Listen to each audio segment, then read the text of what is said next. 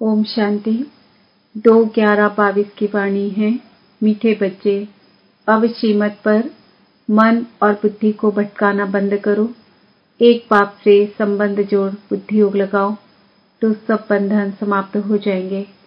प्रश्न, बाप संगम पर तुम्हें कौन सा पुरुषार्थ कराते हैं जो सारे कल्प में नहीं होता है? उत्तर, बंधनों से बुद्धि योग निकाल, संबंध से बुद्धि योग जोड़ने का पुरुषार्थ अभी बाप तुम्हें कराते हैं। इस समय ही एक तरफ तुम्हें संबंध खींचता तो दूसरी तरफ बंधन, यह युद्ध चलती रहती है। आसुरी बंधन से ईश्वरी संबंध में आने का यही समय है, क्योंकि ईश्वर को यथार्थ रूप से तुम अभी जानते हो। ईश्वर को सर्वव्यापी कहने से संबंध जुड़ने के बजाय टूट जाता है, बुद्धि विपरीत हो जाती है। इसलिए जब यथार्थ पहचान मिली है तो संबंध में आने का पुरुषार्थ करो।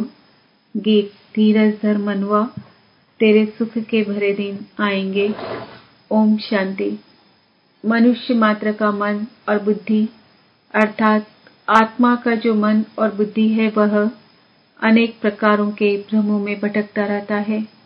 यहाँ तुम बच्चे अनेक प्रकार के भटकने से छूटने का पुरुषार्थ कर रहे हो। आत्मा कहती है मेरा मन भटकता है। अब बाप कहते हैं तुमको भटकने की दरकार नहीं है। आधा कल्प तुम्हारा मन बुद्धि भटकते भटकते हैरान हो गया। अब श्रीमत पर मन बुद्धि को भटकाना बंद करो।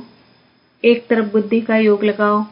देह अभिमान में आकर बहुत भटके हो। अनेक प्रकार के मित्र संबंधियों आदि का बंधन रहता है। बाप कहते हैं उन सबको छोड़ो, एक के साथ संबंध जोड़ो। कहते हैं हमारा मन बहुत भटकता है, एक के संबंध में जुट नहीं सकता। हम चाहते भी हैं ऐसे मीठे मीठे बेहद का सुख देने वाले बाप के साथ योग पक्का रखें, कहाँ भी बुद्धि भटके नहीं। बाप कहते हैं आधा कल्प से आसुरी मत पर भटकते भटकते तुम हैरान हो गए हो। अब ये भटकना छोड़ दो। मैं आत्मा हूँ। यह भूलने से समझते हैं मैं देह हूँ तो देहों के साथ संबंध हो जाता है। बाबा ऐसे नहीं कहते हैं कि तोड़ दो, लेकिन तुम इस मृत्यु लोक के बंधन में रहते हुए ईश्वरी संबंध को याद करो। यह है बंधन, वह है संबंध। बंधन होता है दुख का, संबंध होता है सुख का। बंधन और संबंध दोनों अलग अलग हैं। बंधन अक्षर पुरानी दुनिया से, संबंध अक्षर नई दुनिया से लगता है। अब तुम नई दुनिया के मालिक बनने वाले हो तो नई दुनिया के साथ संबंध जोड़ो। इस बंधन में रहते हुए संबंध के लिए पुरुषार्थ करना है। संबंध किसके साथ रखना है? ऐसा तो कोई है नहीं जो कहे मनमना भव, मध्याजी भव और कहे कि बेहद के बाप से और बेहद सुख के वर्षे से संबंध रखो। बाप ही यह संबंध जुड़ाते हैं। जब तुम बंधन में हो तो तुमको पुरुषार्थ कराने वाला कोई मनुष्य नहीं है। एक ही बाप है जो बंधन से छुड़ाकर संबंध में ले जाते हैं। बंधन है मायावी राज्य में, संबंध है राम राज्य में व ईश्वरी राज्य में। उनको ईश्वरी राज्य और इनको आसुरी राज्य कहा जाता है, क्योंकि सतयुग ईश्वर स्थापन करते हैं। उसमें ऊंच पद पाने के लिए तुम बच्चों को पुरुषार्थ कराते रहते हैं। अब तुम संगम युग पर हो, सिर्फ संगम पर ही संबंध का पुरुषार्थ होता है और कोई युग में यह पुरुषार्थ नहीं होता। बाप कहते हैं मैं आकर बंधन से छुड़ाए संबंध में बुद्धि योग लगवाता हूँ। सतयुग में नए संबंध की प्रारंभ अभी के पुरुषार्थ से मिलती है। जो संबंध को जानते ही नहीं तो पुरुषार्थ कैसे करेंगे? यह तो जरूर होगा। एक तरफ संबंध खींचेगा, दूसरी तरफ बंधन खींचेगा। यह लड़ाई होती है। सतयुग त्रेता में संबंध की बात ही नहीं, द्वापर कलयुग में भी संबंध की बात नहीं। संगम पर ही संबंध और बंधन का ध्यान रहता है। अब तुम जानते हो आसुरी बंधन से ईश्वरी संबंध में जा रहे हैं। संगम है ही पुरुषार्थ का युग। तुमको ही बंधन और संबंध का पता है। आसुरी बंधन में रावण ने लाया ईश्वर फिर ईश्वरी संबंध में ले जाते हैं। बाप तुम्हारा बुद्धि योग अपने साथ जोड़ते हैं, जिससे तुम स्वर्ग के मालिक बनते हो। भक्ति में जो पुरुषार्थ करते हैं वह है अयथार्थ। यथार्थ पुरुषार्थ परमपिता ही कराते हैं। सर्वव्यापी के ज्ञान से परमात्मा से संबंध नहीं हो सकता और ही टूट पड़ता है। अब तुमने एक बाप के साथ बुद्धि योग जोड़ा है और स्वर्ग वैकुंठ की राजाई के लिए तुम पुरुषार्थ कर रहे हो। शास्त्रों में तो भगवान उवाच अर्जुन के प्रति लिख दिया है। सिर्फ एक अर्जुन थोड़े ही होगा। भगवान ने राजयोग तो बहुतों को सिखाया होगा ना, नहीं तो स्वर्ग की राजधानी कैसे स्थापन हो। दुनिया में ऐसा कोई मनुष्य नहीं जो कहे कि हम भविष्य जन्म जन्मांतर के लिए पुरुषार्थ करते हैं। यह सिर्फ तुम ब्राह्मण ही कर सकते हो। यह निश्चय है कि हमारी दैवी राजधानी ड्रामा अनुसार जरूर स्थापन होनी ही है। हम न चाहें तो भी जरूर होगी। इम्पॉसिबल है जो स्थापना न हो। ड्रामा जरूर स्थापन कराएगा। ड्रामा हमको जरूर पुरुषार्थ कराएगा। कल पहले मुआफिक, परंतु चलना है श्रीमत पर। ड्रामा कहकर अपनी मत नहीं चलानी है।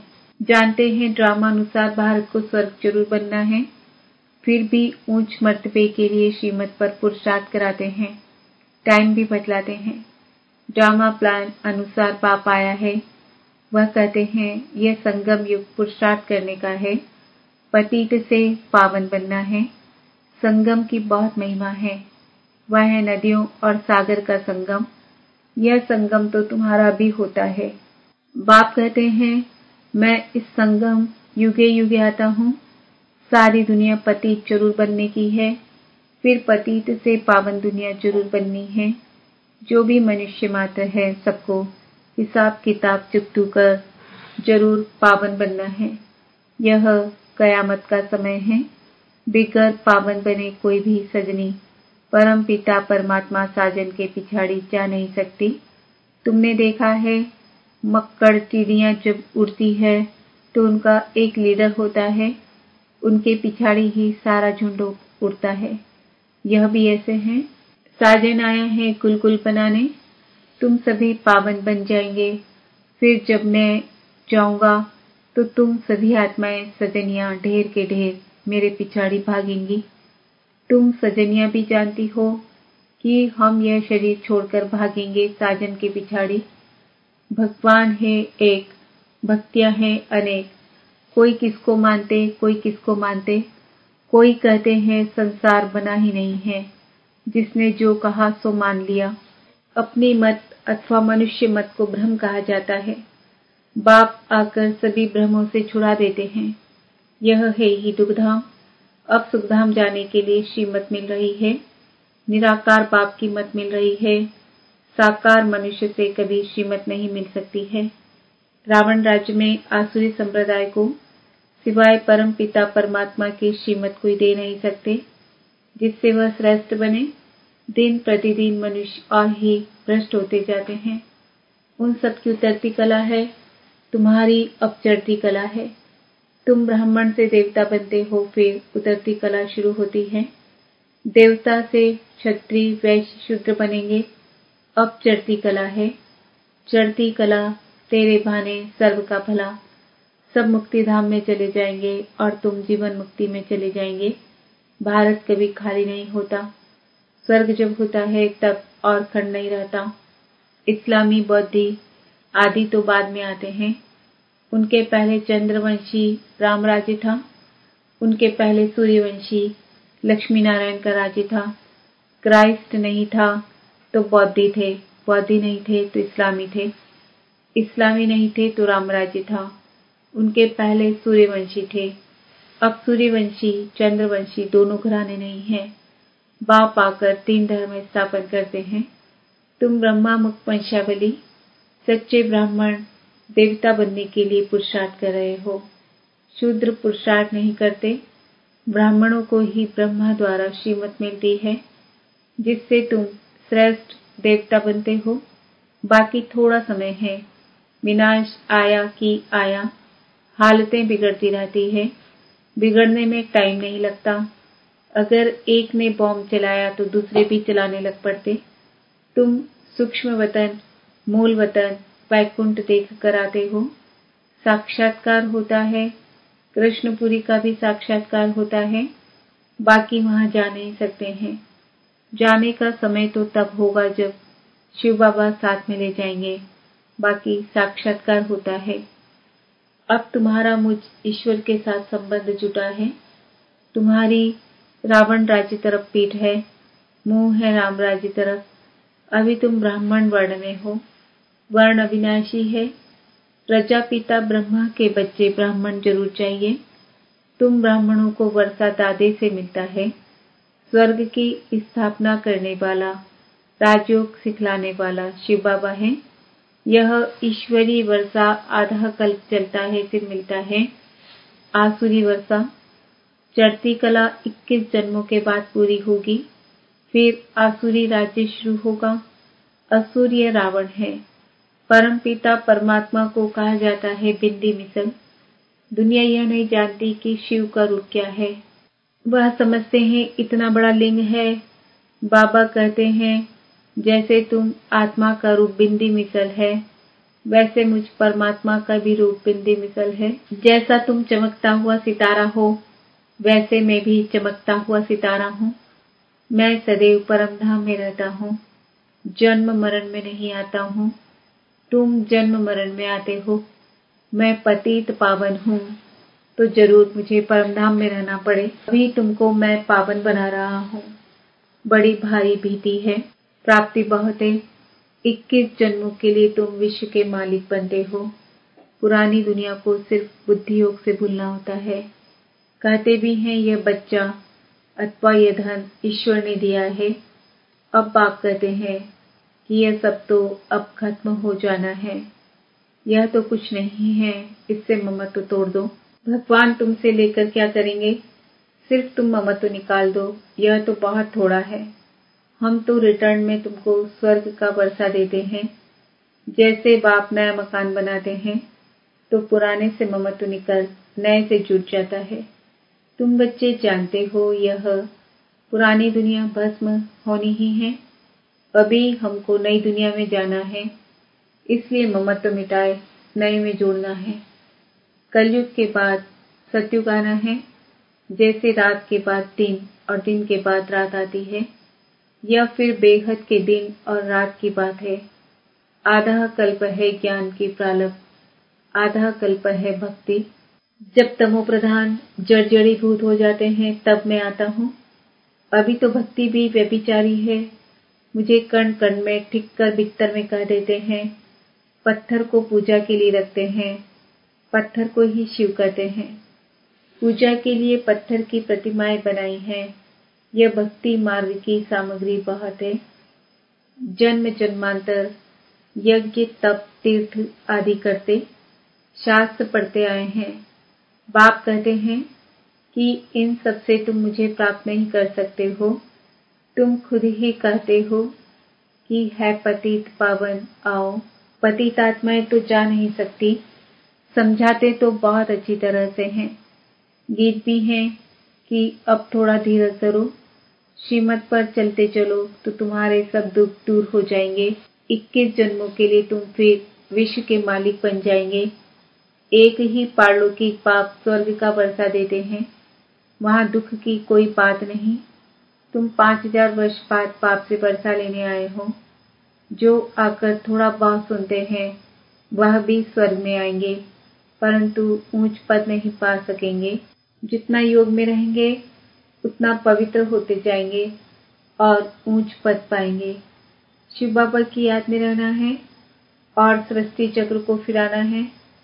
दूसरों को भी समझाना है।